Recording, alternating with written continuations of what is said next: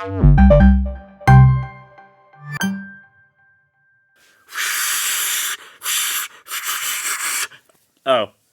sorry. That wasn't There's our no mic. shot that worked. There's no way that our mic was doing that. Maybe our mic picked that up. Maybe.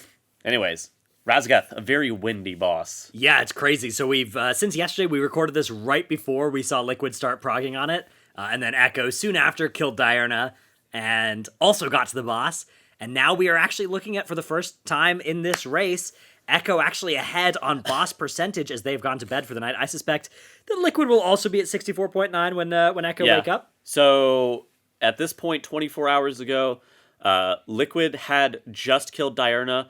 Echo was 1% on Diurna, yeah. Yeah, 1% on Diurna. They ended up killing it off last night, and then, I think they immediately went to bed, and then they started prog on Raszagath today. They were able to bang out 85 pulls on Raszagath today, getting it to 64.5%, or 65% rather. And basically what happens at 65% is that you go into phase 2, and as we see right here, 64.9 being the best for Raszagath. For Echo, Liquid currently on a lunch break at time of recording this, and they will be getting into the intermission pretty soon.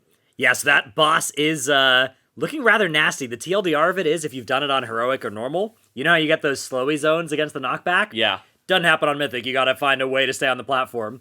The answer, if you're a priest, is, guess I'll die, or I guess I got rescued 4 different times throughout the phase, which is kind of crazy to try and make that happen. The intermission, though, is where things are starting to become extremely hairy. I think it's the top left bit there. Oh, okay. No, like this bit here, I think is that turns it off. Yeah, you're good. There's we got a keyboard on this thing that has there's a number pad / mouse pad hybrid thing on there. I was pulling up some footage. Yeah, we got some footage here. Is this so this is the knockback that we are looking at? Unbelievably scary knockback. You can see you having to use a lot of stuff to try and avoid getting knocked off the platform. Yeah, I mean, so that's including rescue, that's including, just Blinks, on personal defense. Gateway. Yeah. Time Spiral is incredibly strong for this fight as well. Yeah. That allows you to get a free use of your CD. In addition to that, the Dathia Trinket, the Sincaller's Boon, that roots you into place, so that could be potentially used. We know that Roger Brown was using that as well to be able to live on the Hunter. Now, those ads that spawn, on Normal, you have to interrupt them once before they go away. On Heroic, you interrupt them, and then another one spawns. You interrupt that, and you're good. On Mythic, you have to do 4 total interrupts per player. So this is Echo's best pull. Yeah. And so this is what the intermission looks like. Basically, one of the big changes to the fight is the P1.5 intermission. And there are ads that are summoned off of the ad whenever the shield is broken. There's an additional Mythic-style ad. From this POV, we're going to see that ad get summoned. It is a flame... It's a frost one on this side, yeah. Oh, it's a frost one on this side. And the frost one puts a heal absorb on the whole entire group. Now, this one is not too bad. I don't think it's what caused the wipe on this pull. On the other platform, there's a fire ad, and that fire ad has a massive massive absorb shield on it. 70% of it HP, so a 5 million heal on it. Yeah, which we saw everybody die here. Yeah, if you don't break through that shield within a 5-second cast, you will die because the mob casts a one-shot basically on the whole party. Okay, So, right now, I have no earthly idea. I guess we want to move on to maybe nerf speculate? Yeah, I think that's a good segue. Is this a boss that might get nerfed before killed? Is this Mythic intermission flame ad impossible, or is it not? We've only seen Echo reach that phase a couple of times. They've only reached it cleanly, never. But they did send 17 players once to that side. Not that pull. And they were only barely able to break the shield, and they were not able to even land the interrupt after breaking it. It was that close. So with 17 people, that being said, it was kind of scuffed. There were maybe if you make it less scuffed, you can get there. But can you do it with only sending 10 people to that side? Maybe you have to do 12 and 8, and that somehow has to work out. And then, do you have to do that 3 times on that side platform? Or is it only once? Yeah, we're not sure. But either way, it is. So that shield that is 70% of that ad's HP, that has been stealth buffed over the last couple of weeks in data mine values. It used to be 30%, that was 50, now it's 70. And there's some speculation about, is this something that is doable at 70%? Even, not necessarily with this week's gear, but with next reset's gear. Is that even still possible?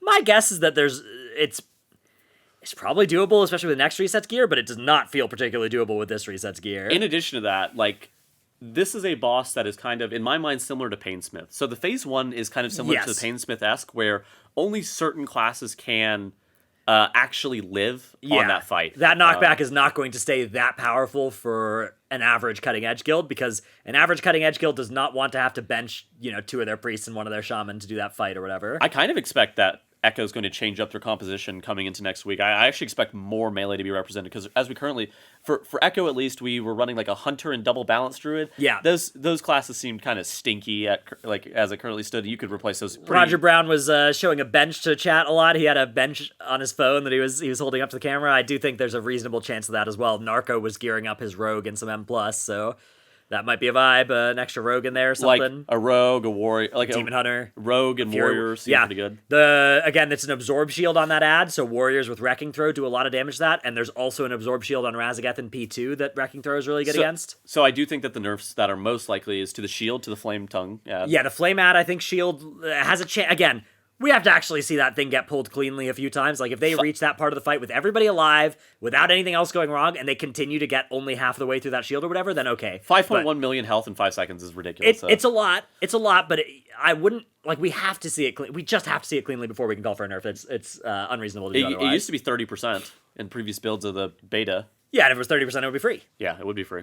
Okay. So, I'm not sure what percentage that should end up at, but I do think it's likely there will be a nerf at some point, but I'm not sure if there needs to be one before World First. I do agree that knockback is going to get nerfed in like a month's time or something. That knockback is going to get nerfed at some in the same point. way the Painsmith wall did, where it's just like, okay, we got to make this reasonable for guilds that don't want to bench all their priests. Okay, the last thing we want to talk about is comp diversity across the whole entire raid. Basically, we've actually seen a lot of unique things. Yeah, I mean, the tank spot has not been especially diverse. There's been 2 prot warriors out of most guilds. A couple of guilds are playing a little bit of extra stuff. Method playing DK Paladin. Yeah. Blood DK has also seen play on Diurna for the top guilds as well. Ooh, seeing Blood DK. DK Warrior is what my guild's playing as well, but okay. Double Warrior is by far the most common tank composition in here. And then beyond that, the DPS slots are based around like what you need. Yeah. There are some classes that bring a lot of utility to your raid, generally like or very good on Broodkeeper like Moonkins. Yeah. And then we're talking about the Warriors, where we didn't think that Warriors were going to be that particularly strong, but they're going to see a lot of surge in popularity on things like Raszageth for the Shattering Throw, Maybe, yeah. In addition to that, Fury just has really strong burst CDs. And on top of that, now, you kind of use unique things depending on what boss you want. In addition to that, Rogue has been probably the most stacked class this tier. Rogue has been looking real good. Mage also, we're seeing a lot of those. Double or triple Arcane on a lot of these fights from a lot of these guilds. Healing diversity, we've been seeing a lot of different stuff experimented with. Most guilds are kind of coalescing around Disc Holy Preservation +1, that's usually Preservation, as kind of their healing core. Yeah, but I think that in general, it's actually been very... Yeah. You're running unique comps depending on what you want for specific bosses. Yeah, it does, and there's been a lot of like swapping in extra Boomkins for Dath, or for Diurna has been pretty valuable. And yeah, moving your rogues between Outlaw and Assassination based on the encounter. Moving your Hunter between BM and MM. Yeah, there's been a lot of that kind of swapping. I suspect next week we'll see Mages swapping between Arcane and Fire and Frost as well, once those 2 specs are buffed back to existing. Yeah. Those specs did not exist previously, but Arcane was the only one that existed. I suspect next week we'll see a little bit of that. I think it's been really unique though, and I think that's one of the situations that Melee have been looking really good this tier, and Raszagath they look really good on as well, because Raszagath has such a big hitbox that you can do the spreads while still hitting the boss. Like, if that boss had a human-sized hitbox, and you're trying to play melee on that fight, you're losing so much damage to spread for those sparks. I think that, in general, Raszagath is going to be one of the most melee favorite fights that we've seen in a long time. Yeah, I suspect we'll see 8 to 10 potentially even now. This is barring P2 being something just turbo cringe. So P2, you do have to spread before you get the marks, and then group back up for your marks, but you can do that. You can, and you also want to be far away from the boss before the charges go out, but you can do that. You can do that, and the boss has such a big hitbox, you're not going to lose too much damage doing so. You can do that and maintain uptime. Yeah, exactly. That's the big thing, is melee are not losing uptime because this boss's hitbox is gargantuan. Okay, anything else we have to say finally? No, I think that's about it for our daily recap video for today. Tomorrow we will be at the end of the first North American reset. Dude. They'll be starting their second. Raszagath is so much further off dying than I thought. Yeah, Raszagath is going to live, we think, until Thursday or Friday, is my guess. He's looking like a 300 pull beast at this point. Yeah, although to be fair, there's a big power spike of gear coming on Tuesday for NA and Wednesday for EU, so we'll see how much that slices things up. Okay, cool. We'll be back tomorrow with another video, another recap. Yeah. Hope you guys enjoy. Hopefully we have some more footage about, P2 Prague. Is tomorrow NA reset? This time tomorrow, NA will have been reset for a few hours. Yeah. Okay, so I don't know how much we're gonna have to show from the NA reset. Maybe we'll have some.